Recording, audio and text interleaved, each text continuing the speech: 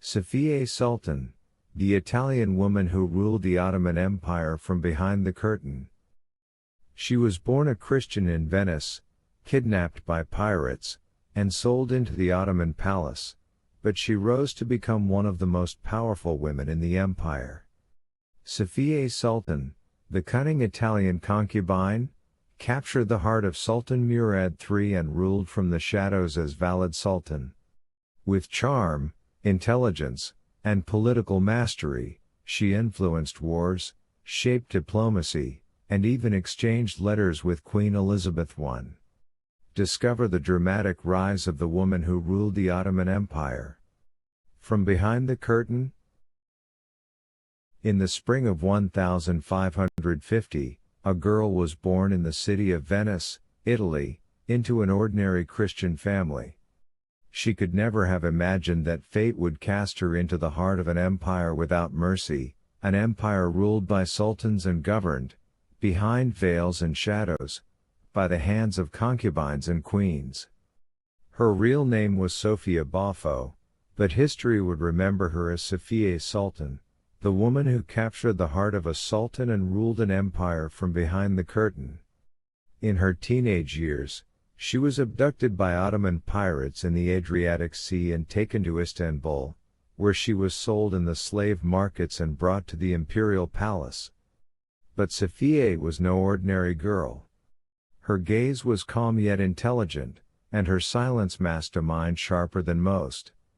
She entered the harem during the reign of Sultan Suleiman the Magnificent, but only began to rise after his death in 1566, when his son Sultan Selim II ascended the throne.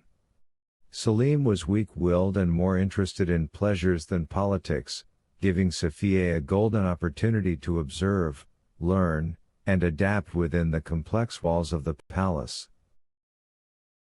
But her true ascent began with the rise of Sultan Murad III in 1574.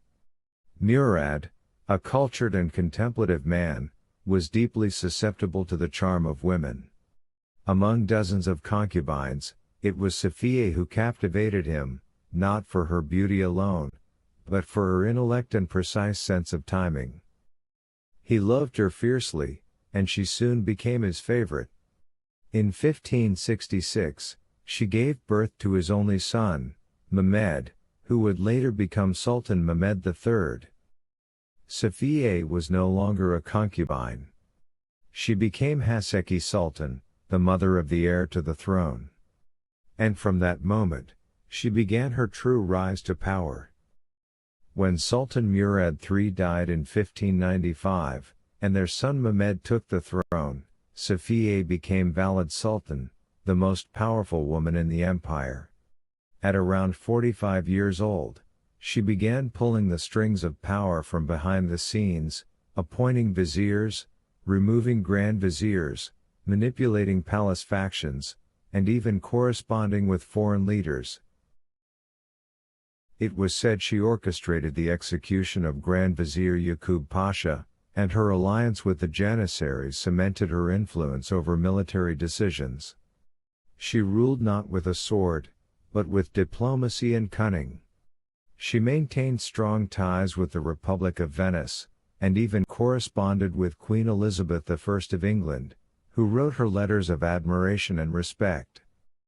Safiye resided in the Old Palace, Eski Saray, but her influence reached every corner of the empire, from Azerbaijan to Algeria, from Budapest to Mecca.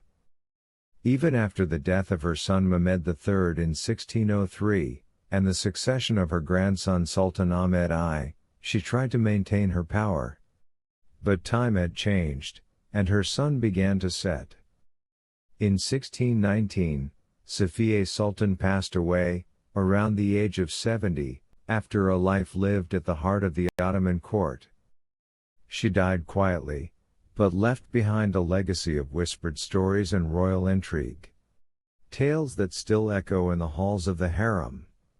Of the Italian woman who became a queen, of the concubine who ruled through love and intelligence, without ever needing a sword or a crown.